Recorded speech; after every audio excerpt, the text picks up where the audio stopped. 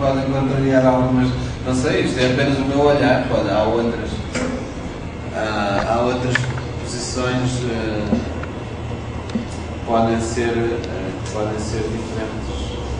diferentes desta. Os jovens dão muitas coisas por adquirir. Por exemplo, no campo da desigualdade sexista, a questão do sexismo, não é? Qualquer jovem, se a gente for perguntar, eles acham que não há discriminação. Mulheres e homens são iguais, têm as mesmas oportunidades, se elas não participam é porque não querem, etc. E de certa maneira é verdade no plano formal, não é? Elas não participam porque não querem, mas isto aqui é uma questão em que homens e mulheres acabam por contribuir para alimentar esse sistema. Luís, eu queria perguntar uma questão em relação à reforma universitária na Europa, através daquele protocolo de Bolonha, né, aquele plano de Bolonha, que me parece, pelo que eu andei lendo, uma reforma universitária que tem que ser debatida há muitos anos. É um debate de longo prazo. E tem tido a participação dos estudantes, dos jovens, nessa discussão sobre a... Olha, se alguém mais tarde tiver interesse, eu tenho no meu blog, eu coloquei recentemente uns vídeos destes que agora todo mundo filma tudo e, portanto, há uma transparência. Em certo aspecto, a sociedade tornou-se muito mais transparente, é curioso. Às vezes a gente nem sabe, não é? Mas depois descobri, no outro dia descobri num seminário, participei lá em Coimbra, a propósito da questão de Bolonha, e então eles filmaram aquilo tudo e está tudo na net. Eu fui lá buscar e meti um link no meu blog, onde há lá uma intervenção, curiosamente com a presença de outras pessoas. Um deles, um tecnocrata absoluto, daqueles que vêm lá vender o lado bondoso de Bolonha, que é fantástico. Bolonha, tal como muitas outras coisas, deu motivo para aparecerem toda uma série de especialistas que passam o tempo todo naquelas instâncias lá em Bruxelas a discutir as coisas fantásticas que estão ali a desenhar, desligado absolutamente da realidade, sem contacto com os participantes. O problema da mudança, o problema das reformas da democracia é quando meia dúzia de especialistas e tecnocratas pensam que fazem o diagnóstico perfeito e conseguem eles próprios fazer as mudanças todas, sem partilhar com aqueles que vão ser os seus veículos mais diretos. E, portanto, Bolonha poderia ter sido uma coisa boa se tivesse envolvido mais, de uma forma mais consistente, os diferentes corpos da universidade, os estudantes, os funcionários e os professores.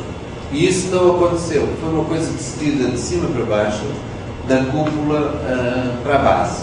Eu, à partida, tenho o benefício da dúvida e acreditava que Bolonha podia ter potencialidades positivas, obrigando a que os cursos se tornassem mais flexíveis, obrigando a que as universidades se tornassem mais abertas e mais indo ao encontro da sociedade, da vida económica, da vida das empresas, da vida cultural, das associações, dos movimentos, etc, etc.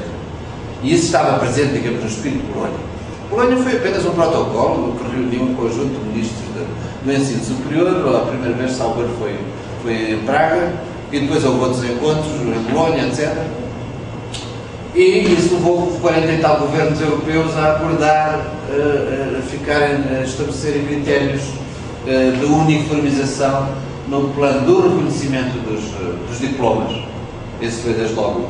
E eu acho que isso era importante, se queremos construir uma União Europeia em que há um mercado de trabalho tendencialmente europeu. Não fazia sentido que um sociólogo em Coimbra demorava 5 anos a tirar um curso, enquanto um sociólogo na Alemanha durava 4 anos e tinha as mesmas oportunidades e o diploma era igual.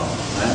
Portanto, a ideia foi essa, de uniformizar em termos de unidades de créditos, carga horária, etc. Por outro lado, mobilidade. Estimular a mobilidade dos professores e a mobilidade dos estudantes. Para que essa mobilidade se tornasse efetiva, era preciso também alguma uniformização. Por exemplo, criando disciplinas semestrais. Bolonha significou a semestralização praticamente total, dos programas e dos cursos. Uniformizar, portanto, os anos do curso, também na maior parte dos casos foi para 4 anos, embora com exceções.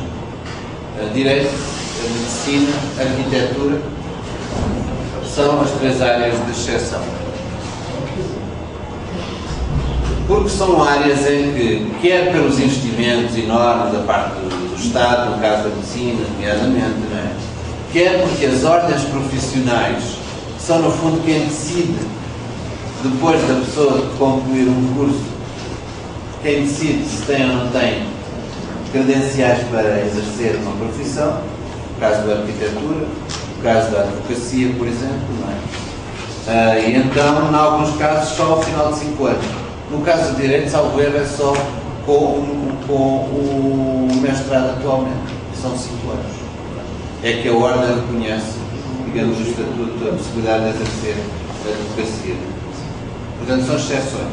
Direito, arquitetura e medicina. De resto, a maioria dos restantes cursos passaram a ter uma duração de 4 anos. Não é? Depois, Bolonha tem outras questões que levaram a alguma perversão. Subjacente a Bolonha também está o espírito de tornar as instituições mais eficazes. Repara que as grandes reformas anteriores tinham sido nos anos 60 e 70. E a grande obsessão dos anos 60 e 70, como em quase todas as áreas, era tornar as instituições mais democráticas. Agora, a obsessão foi tornar as instituições mais eficazes. Portanto, eficácia e democracia, por vezes, são coisas que não convivem muito bem uma com a outra, enquanto, por exemplo, no caso de Coimbra, havia cerca de 1/3, era cerca de 30% de estudantes no Senado, que era o órgão mais representativo da universidade, não é? Onde se decidiam as grandes linhas de mudança, etc. Agora passa a ser residual, são apenas 4 ou 5 estudantes, já não há, quer dizer, o Senado é apenas consultivo, já não é deliberativo, há um Conselho Geral da Universidade que tem representantes da sociedade civil também. Representantes, o que é a sociedade civil? Terceiro setor, empresários, enfim, poderiam ser sindicatos, etc. Pessoas de reconhecido nome que a Universidade convida para fazerem parte desse órgão. Isto tudo era num sentido positivo, era no sentido de aproximar as universidades da realidade social, retirá-las lá da sua torre de marfim, não é? Mas o efeito está a ser absolutamente perverso em muitos aspectos. Passou-se a pagar mensalidades. Aliás, não se passou a pagar com Bolonha, já se pagava antes, mas a aumentar. E aumentou porque os cursos que nós chamamos lá licenciatura, que é aquilo que equivalente é graduação. A graduação é. Portanto, como reduziu o número, o mestrado passou a existir mestrados em todas as faculdades, em todos os cursos. E há até uma modalidade que se chama mestrado de fileira, que é assim, o estudante está a tirar Sociologia, dura 4 anos. Se ele quiser fazer mestrado, são mais 2. E ele tem sempre um lugar garantido no mestrado. Com uma diferença, é que o mestrado paga mensalidades maiores. Também a licenciatura também paga. Portanto, isso foi desde logo uma, como nós dizemos, uma agenda escondida do processo de Bolonha, que nunca esteve em cima da mesa, mas que nós acreditamos que politicamente a grande razão era a questão do financiamento público das universidades. Portanto, assim os estudantes passam a pagar mais e estão menos tempo lá na licenciatura, não é? Porque na licenciatura é onde o custo do Estado é maior. Portanto, o estudante está menos tempo na licenciatura. Se quiser continuar mais 2 anos, paga. Não é? Portanto, a questão financeira foi, desde logo, uma das perversões que esteve por trás. Quando se dizia que o ensino na Constituição Portuguesa, o ensino é tendencialmente gratuito, o ensino público. Tendencialmente tem sempre a sua nuance, a sua interpretação, não é? Mas tendencialmente gratuito. E então dizia-se que o pagamento, que nós chamamos de propinas lá, que é a mensalidade, o pagamento servia para que as universidades tivessem mais meios e procurassem aumentar a qualidade, comprar mais livros, mais condições materiais, etc. Não foi nada disso que aconteceu, porque, entretanto, o orçamento público começou a cortar nos apoios à universidade pública. Então, o dinheiro das mensalidades, em vez de ser para comprar livros, para reforçar a qualidade das instalações, etc., começou a ser para pagar salários dos funcionários e para pagar salários dos professores e até o papel higiênico das coletas. Portanto, isso foi outra perversidade, não é?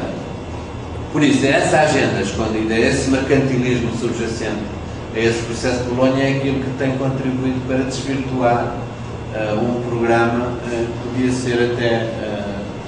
ser interessante.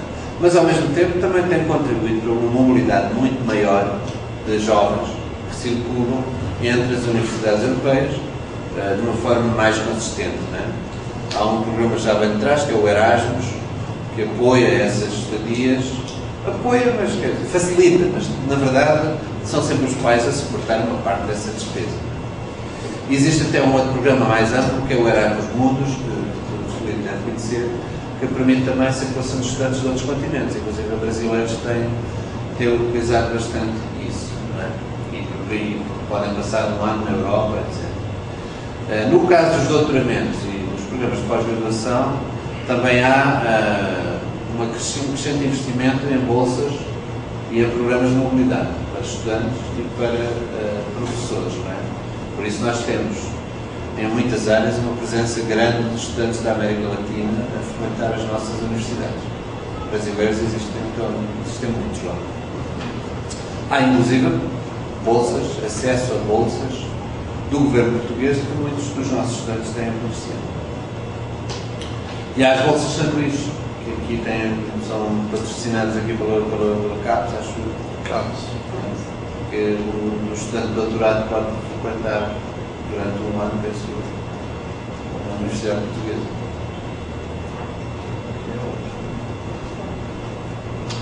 Portanto, Bolonha teve esse lado um tanto contraditório. Esse projeto de vocês, Cultura Juvenis, foi 2 ou 3 anos que vocês fizeram? Durou 4 anos. 4 anos. 3 anos. Mas o Centro de Estudos Sociais pretende voltar a um programa desse tipo? Ou não? Não, é um tema que, isto é assim, como sempre, nós nas ciências sociais, às vezes ocasionalmente, ou por razões até pragmáticas, não é? Nós acabamos por juntar o idealismo com o pragmatismo. Nós podemos sonhar fazer um projeto sobre um tema tal, mas se não tiver meios de financiamento para fazer, acabamos por não fazer, não é? Então, nesse caso, tivemos um financiamento desse projeto, não é? Que deu livros, deu artigos, papers, vários, não é? De certa maneira, nós depois acabamos por ficar um bocadinho ligados a esse tema e aos resultados que foram encontrados. Portanto, continuamos, depois somos solicitados, depois participamos em mais um congresso, mais um livro, etc. E, portanto, acabamos por nos sentir estimulados a continuar a trabalhar nisso. É um tema que me interessa, desde sempre me interessou. A questão, olhar para os jovens é uma maneira de podermos talvez antecipar aquilo que são as tendências da sociedade mais geral, não é?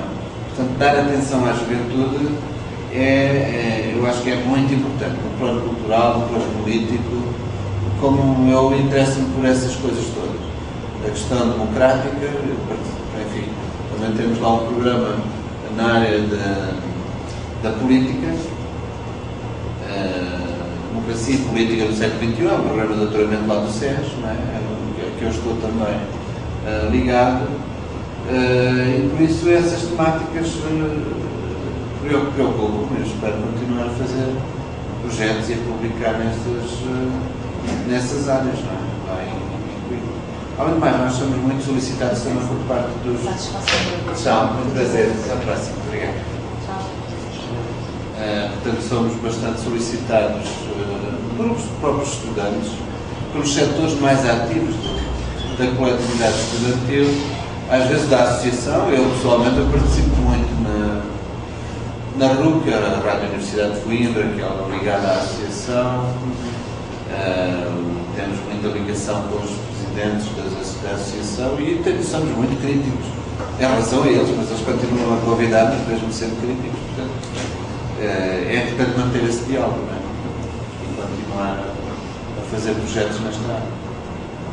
Felipe. Só queria colocar uma questão. Eu também concordo com tudo que o professor Cristiano colocou, de certa forma, para reiterar aquilo que a gente percebe durante o período de estudos em Coimbra, vivenciando aqui aqui no ambiente da universidade, na cidade.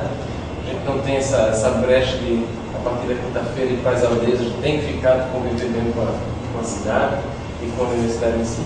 Mas assim, a partir de Bolonha, como você bem apresentou, não foi uma estratégia de alguma forma de preocupação com uma pós-universidade, ou seja, com a universidade para além do curso de graduação, de licenciatura, que a gente percebe participando de alguns cursos de pós-graduação da universidade e também tendo muitas amizades, conhecendo muitas pessoas que circulam pela universidade, que, não sei, talvez é uma questão para colocar assim, que a juventude portuguesa talvez agora não se interesse muito pela continuidade da vida acadêmica.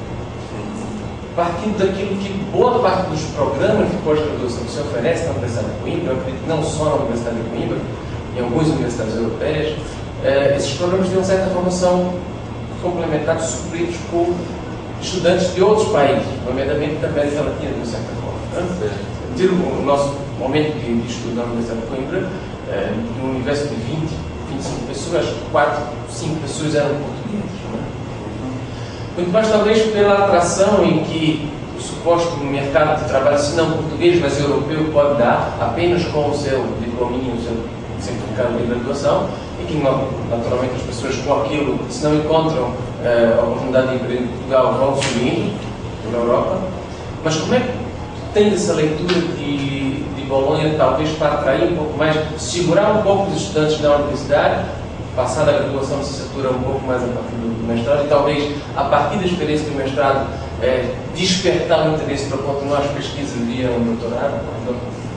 Como é que tu faz essa leitura? Se tu realmente percebes um interesse maior recente da juventude, do estudante português em sim se aprofundar um pouco mais com a vivência acadêmica a partir da graduação pública? Olha, Filipe, eu acho que Bolonha, enfim, para o bem ou para o mal, foi um impacto. Eu acho que os impactos, os efeitos de tudo isto só agora estão a começar a ser perceptíveis. Mas eu pessoalmente acredito que esses efeitos são profundos em muitas dimensões. Acho que o sistema de ensino superior no seu conjunto está a mudar. E eu acredito que pode mudar para melhor. Porquê? Uma das razões é esta. As pós-graduações tornaram-se muito mais normais, mais democráticas, digamos. Muita gente volta à universidade. Por isso, mais do que o estímulo digamos, aos jovens que estão na sua trajetória normal de chegar à universidade pela primeira vez, terminado o ensino secundário, eu acho que os jovens atuais que têm, enfim, 18 anos, por aí, quando chegam à universidade, têm poucas condições à partida, a não ser aqueles de pequena minoria, enfim, já com alguma bagagem, etc. Mas têm poucas condições à partida até de conceptualizar e perceber o impacto de tudo isto no que diz respeito ao sistema de ensino superior e à universidade. Mas, por outro lado, ao abrir as escolas, porque passaram a investir muito mais nas pós-graduações e estão a fazer isso neste momento, a investir muito mais em segmentos de públicos muito mais diversificados, num leque muito mais abrangente e muito maior. Nós hoje temos, nas faculdades, pessoas desde os 60 anos até os jovens que acabaram uma licenciatura, há uma diversidade muito maior. Muitos daqueles que tiraram uma licenciatura há 10 ou 15 anos atrás e estão no mercado de trabalho, regressam, porque simultaneamente isto também está a acontecer num contexto em que na Europa e no mundo inteiro se reconhece e há um discurso muito forte direcionado para a questão das qualificações, para a questão da aprendizagem, da atualização permanente no acompanhamento, enfim, da inovação tecnológica, a sociedade do conhecimento, etc, etc. E isso desperta as pessoas de várias gerações para a necessidade de atualização de conhecimentos e de regresso ao contacto com a universidade. Há até universidades da terceira idade, há programas direcionados para os aposentados, não é? Que são crescentes. Como sabe, a Europa é um continente em acelerado envelhecimento, não é? O percentual de gente aposentada é cada vez maior e as pessoas aposentam-se e continuam ativas e são potencial também para o desenvolvimento social. Por isso, há pessoas com cursos e que depois vão fazer outro curso, outra área completamente distinta, não é? Este programa de Bolonha está, digamos, a ser estimulante nesse plano, não é? Está a abrir a universidade nesse sentido, que a universidade não é apenas aquele período de passagem entre os 18 e os 24 ou 25 anos, mas está permanente ali. Não é? Por outro lado, também por necessidades de mercado, porque há uma competição maior entre as instituições, até porque isto conduz também a uma avaliação mais permanente e mais regular. Não é? Temos que mostrar outputs. E isso obriga-nos a todos nós e às universidades a investir em diversas direções. Não é? A prestação de serviços à coletividade tem que ser maior, etc, etc. Portanto, mais atenção, mais concorrência. Agora, há riscos.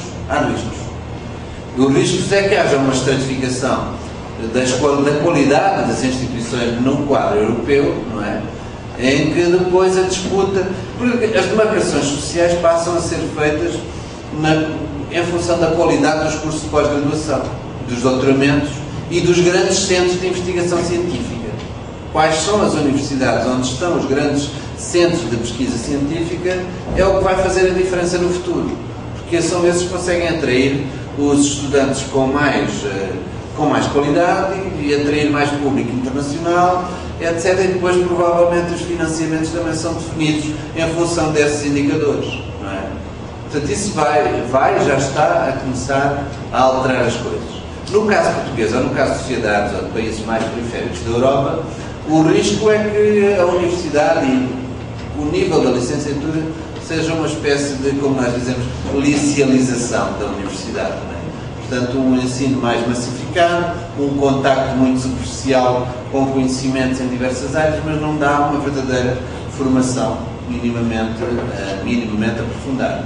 E o que eu acho que é de evitar justamente é que as universidades portuguesas, em concorrência com as inglesas ou com as alemãs, etc., fica numa margem muito periférica e muito abaixo. Nós não queremos isso. E é por isso que, por exemplo, o SES trabalha um pouco nesse sentido, que é vincular muito diretamente uma investigação avançada de ponta e de nível europeu com programas de doutorado propostos diretamente a partir do centro. Portanto, porque no futuro o que vai acontecer é isto. O estudante que vai escolher em função da qualidade. Onde é que estão os grandes centros de excelência, não é?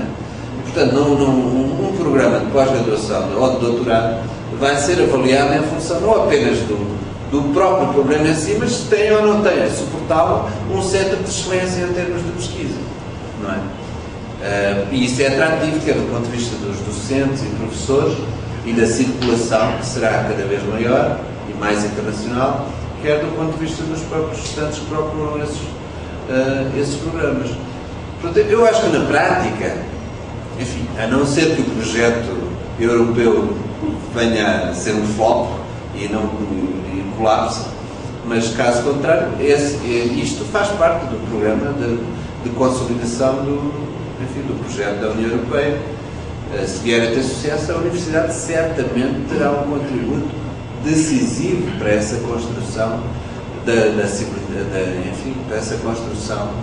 da cidadania europeia e da Europa enquanto um todo, ou quanto digamos, um espaço de Estados federados daqui por alguns anos. Não é? Eu acredito que sem as universidades será muito mais complicado, digamos, acreditar na viabilidade de um tal projeto. A universidade é uma instância decisiva de formação das mentalidades e de abrir perspectivas de futuro. Agora, por isso mesmo, ela, enquanto universidade, não pode de maneira nenhuma ficar dependente de estratégias economicistas e dos ditames do Banco Mundial, como tem acontecido até aqui. Não é? Portanto, os critérios de financiamento, os estímulos à pesquisa, etc., deveriam ser as próprias universidades, a partir de baixo, a criar condições para disputar esse território. Não é? Porque senão vamos ficar dependentes, enfim, das altas políticas, onde a gente sabe que são sempre os mesmos a ditar as leis.